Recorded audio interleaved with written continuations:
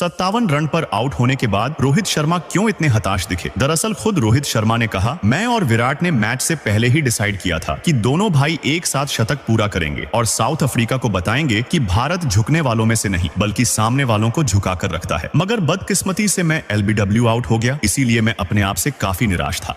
लगातार test match की हार के बाद आप किस प्लेयर को अगले कोच के रूप में देखना पसंद करेंगे जो टीम इंडिया के लिए सही साबित होगा?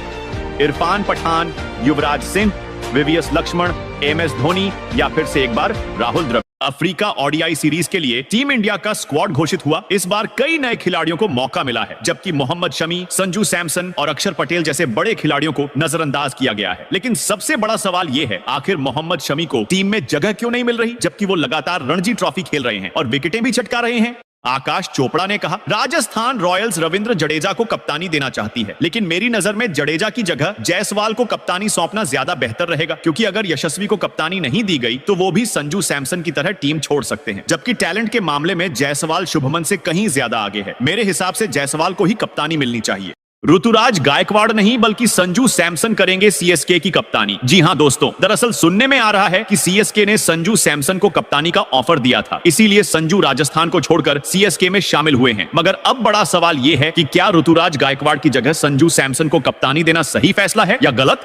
KKR से रिलीज होने के बाद जब वेंकटेश अय्यर से पूछा गया कि रिलीज होने पर आपको गुस्सा नहीं आया, तो उन्होंने मुस्कुराते हुए कहा, मुझे बिल्कुल गुस्सा नहीं आया, क्योंकि मुझे भी पता था 23 करोड़ मेरे लिए काफी ज्यादा है, इसीलिए उन्होंने मुझे रिलीज किया। रिलीज करने से पहले मैनेजमेंट ने मुझसे बात की, उन्होंने कहा वो हमें कम दामों में दोबारा खरीदना चाहते हैं। क्या आंद्रे रसेल सच में CSK से खेलेंगे? दरअसल एक रिपोर्ट से पता चला है कि CSK उन्हें अपनी टीम में शामिल करने में काफी दिलचस्प है और आंद्रे रसेल ने भी KKR पर गुस्सा जाहिर करते हुए कहा कि मैं CSK के लिए खेलने के लिए तैयार हूं। अब ऐसे में अगर रसेल CSK से जुड़ते हैं तो CSK को उनकी छठी ट्रॉफी उठाने से कोई माइका लाल नहीं रोक पाएगा। आखिर RCB फिर से गलत दिशा में क्यों जा रही है? दरअसल इस बार RCB ने आंद्रे रसेल जैसे बेहतरीन खतरनाक खिलाड़ी को छोड़कर वेंकटेश अय्यर को अपने टारगेट में रखा है। वही वेंकटेश अय्यर जो पिछले सीजन KKR के लिए पूरी तरह फ्लॉप था और काफी महंगे भी थे, लेकिन इन सब के बावजूद भी RCB ने उन्हें अपनी टीम में शामिल करने का मन बनाया है। जब संजू सैमसन से पूछा गया कि आपको CSK में शामिल होकर कैसा लग रहा है, तो संजू सैमसन काफी इमोशनल होकर बोले, देखो जब मैं 2013 में अपना IPL डेब्यू किया था तभी मैंने सोच लिया था कि एक दिन माही भाई के साथ IPL खेलूंगा, लेकिन उस समय तो नहीं, मगर अब वो दिन आने वाला है। मैं धोनी के साथ CSK से अपना पहला मैच खेलने के लिए काफी एक्साइटेड हूं।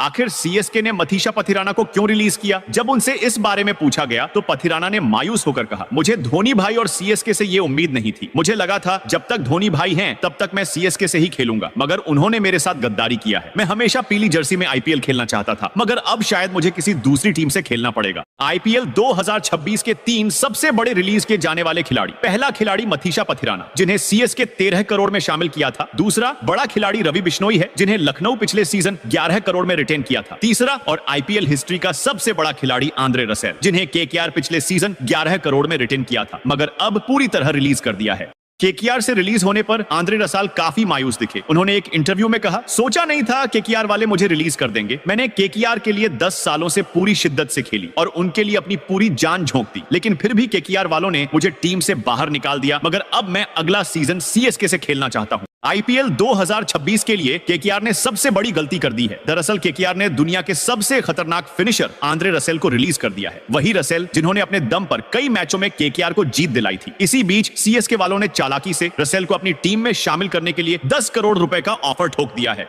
आखिर इस बार ऑक्शन से पहले मुंबई इंडियंस कौन से अपने 5 खिलाड़ियों को रिटेन करेंगे? पहला खिलाड़ी मुंबई का राजा रोहित शर्मा है, दूसरा खिलाड़ी कप्तान हार्दिक पांड्या, तीसरा खिलाड़ी जसप्रीत बुमराह, चौथा खिलाड़ी सूर्य कुमार यादव और पांचवा खिलाड़ी स्टार बॉय तिलक वर्मा है। मुंबई इंडियंस अपने इन 5 खिलाड़ियों को हर हाल में रिटेन करेंगे। जब तिलक वर्मा से पूछा गया कि अगर मुंबई इंडियंस आपको रिलीज कर देती है तो आप किस टीम से खेलना पसंद करेंगे, तो जवाब में तिलक वर्मा ने कहा, मुंबई इंडियंस मुझे रिलीज कर ही नहीं सकते, क्योंकि पिछले सीजन मेरी वजह से ही टीम ने ईशान किशन को रिलीज किया था। मुंबई इंडियंस ने मेरा करियर बनाया है और मैं इस टीम को कभी नहीं छोड़ना चाहता हूं।